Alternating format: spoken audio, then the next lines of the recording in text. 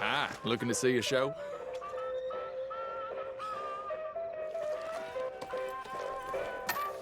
I need a ticket, please. Okay, head on in. Tent to your left.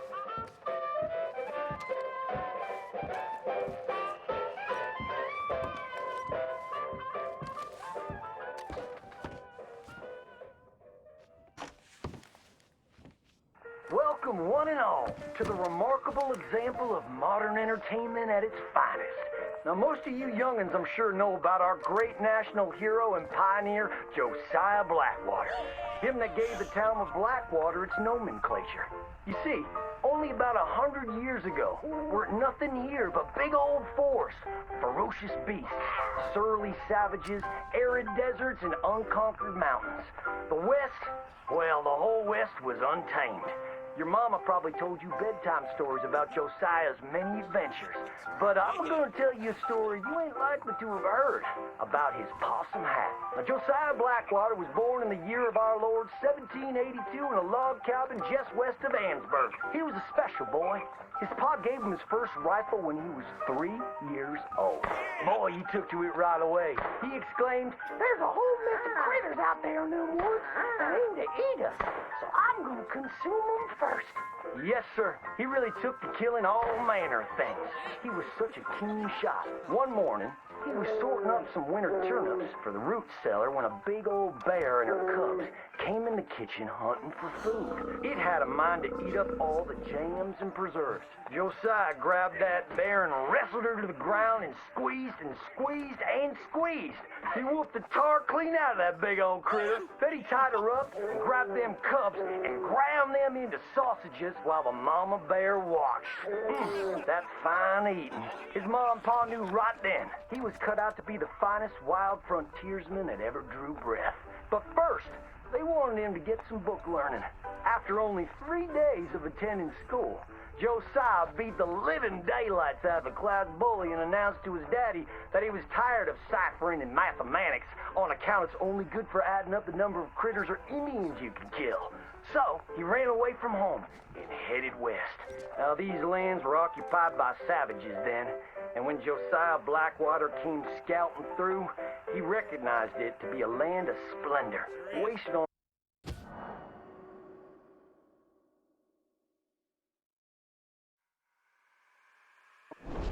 Indians didn't have nothing to eat.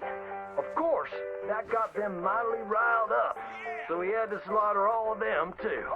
Just like his daddy had once done to the Redcoats in 1775. Right about that time, he met an Indian girl he took pity on account of having annihilated her family. She was 12 years old, and so he took her as his wife. She gave him 2 sons before she died of typhus. Now, y'all know that Josiah Blackwater wore a possum for a hat, but most don't know how that came to be.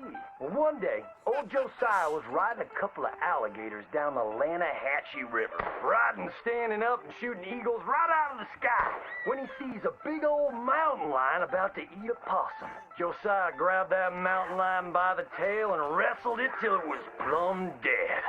Well, that possum really took to Josiah. Followed him around like a dog loyal to its master. Yes, they had a lot of adventures together.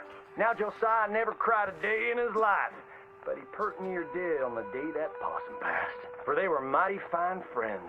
So he skinned it and made it into a hat. Back in them days, a possum skin was as good as money, but he never parted with that hat, not even for $10.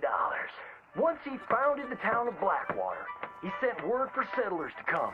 It was the last stop in the west before San Francisco. He met a girl by the name of Rufina Helsby at a barn dance one night, took her as his wife, and settled down. Built himself a cattle empire and had 14 youngins. But Josiah Blackwater wasn't the home-loving kind, and he grew mighty restless. One day on the courthouse steps, he announced, "You may all go to hell, and I will go to Saint Denis." And so he did. Enjoyed French pursuits of strumpets and wanton gluttony, which is where he came upon the idea of running for Congress.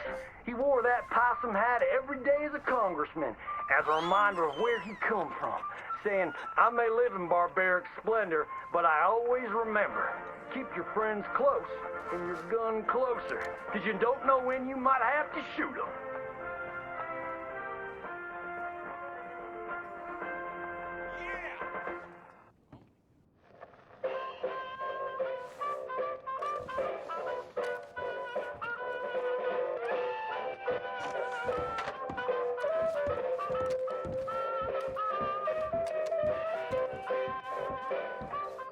Come again, even better the second time.